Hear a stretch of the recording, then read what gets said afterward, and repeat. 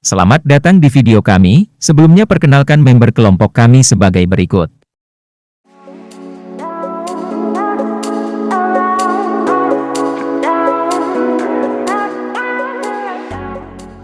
Pada video singkat ini kami akan sedikit menjelaskan mengenai hipotesis dan juga bentuk-bentuknya. Apa itu hipotesis? Hipotesis adalah jawaban sementara dalam penelitian yang perlu diuji untuk menentukan kebenarannya. Memerlukan uji hipotesis melalui eksperimen atau observasi.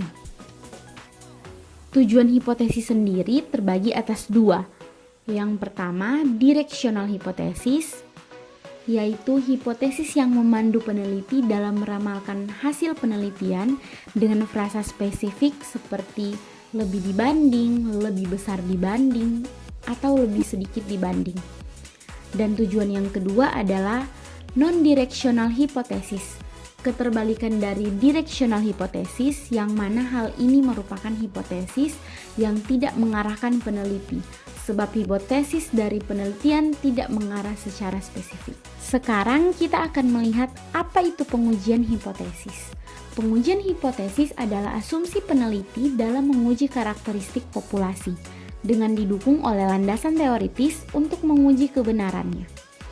Tujuan pengujian adalah untuk melakukan analisis deskriptif dan untuk uji hipotesis.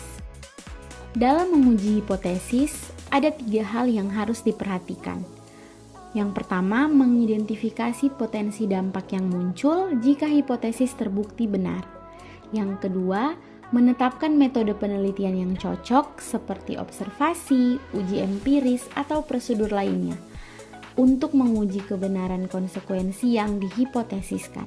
Dan yang ketiga, mengumpulkan data lapangan untuk menganalisis validitas hipotesis, menentukan apakah data mendukung kebenaran hipotesis tersebut atau tidak. Dalam melakukan uji hipotesis, terdapat prosedur yang harus diikuti. Yang pertama, menentukan parameter yang akan diuji. Yang kedua, menentukan hipotesis nol. Yang ketiga, menentukan hipotesis alternatif. Yang keempat, menentukan alfa. Yang kelima, memilih statistik yang tepat. Yang keenam, menentukan daerah penolakan. Yang ketujuh, menghitung statistik uji. Yang kedelapan, memutuskan apakah hipotesis nol ditolak atau diterima. Bentuk rumusan hipotesis terbagi menjadi 3. Yang pertama, hipotesis deskriptif. Menurut Sugiono 2017, hipotesis deskriptif merupakan tanggapan sementara pada suatu permasalahan yang berkaitan dengan variabel mandiri. Contohnya, seseorang ingin meneliti buah dan sayur di pasar, sehingga ia ingin mengetahui apakah makanan tersebut mengandung residu pestisida atau tidak. Jadi rumusan masalahnya adalah apakah buah-buahan atau sayuran mengandung residu pestisida, sehingga pada penelitian ini menggunakan variabel mandiri, yaitu buah-buahan dan sayuran. Terdapat 2 pilihan yang dibuat oleh peneliti tersebut, yaitu H0-nya, buah-buahan dan sayuran mengandung residu pestisida. H1 atau hipotesis satunya, buah-buahan dan sayuran tidak mengandung residu pestisida. Yang kedua ada hipotesis komparatif. Menurut Sugiono 2017, hipotesis ini menggunakan variabel yang sama namun sampel atau populasi yang berbeda bisa dikarenakan oleh keadaan pada waktu atau kejadian yang berbeda. Contohnya, bagaimana kualitas dari sebuah produk X jika dibandingkan dengan produk Y. Dari masalah ini dapat dijelaskan bahwa terdapat 2 model hipotesis komparatif, yaitu hipotesis nol dan hipotesis alternatif. Yang ketiga yaitu hipotesis asosiatif. Menurut Sugiono 2017, hipotesis ini yaitu hipotesis yang menyatakan bahwa hubungan korelasi antar 2 variabel atau lebih. Contohnya, staf toko dengan barang yang diperjualbelikan di toko memiliki keterkaitan yang signifikan. Hipotesis statistik.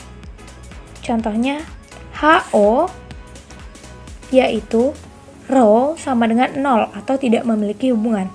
HA yaitu Rho tidak sama dengan 0. Artinya bisa lebih besar ataupun kurang dari 0. Berarti dia memiliki hubungan.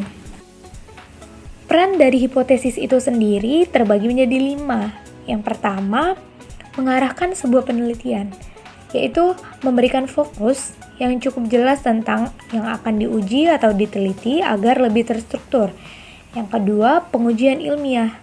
Peneliti merancang eksperimen maupun mengumpulkan data yang dapat digunakan untuk menguji kebenaran atau kevalidan hipotesis. Yang ketiga, menyediakan kerangka kerja. Membantu peneliti untuk memahami apa yang seharusnya diharapkan berdasarkan hipotesis dan bagaimana sebuah data dapat digunakan. Yang keempat, menjelaskan penemuan. Jika hasil penelitian mendukung hipotesis, maka peneliti dapat menggunakannya untuk mengembangkan pemahaman lebih lanjut tentang fenomena yang diteliti. Yang kelima, mendorong peneliti lebih lanjut. Hasil penelitian yang didukung oleh hipotesis yang kuat dapat mendorong penelitian lebih lanjut. Begitupun sebaliknya, jika hipotesis tidak didukung juga dapat mengarah pada perbaikan hipotesis. Kesimpulannya, hipotesis merupakan jawaban sementara yang bersifat lemah dan belum valid. Hipotesis ini memiliki tujuan untuk membantu para peneliti agar dapat menerangkan sebuah fakta yang sedang diamati menjadi petunjuk untuk langkah selanjutnya. Hipotesis dapat membantu untuk mempermudah sebuah penelitian untuk membantu menyediakan kerangka kerja dan kelengkapan lainnya. Terima kasih, dan sampai jumpa.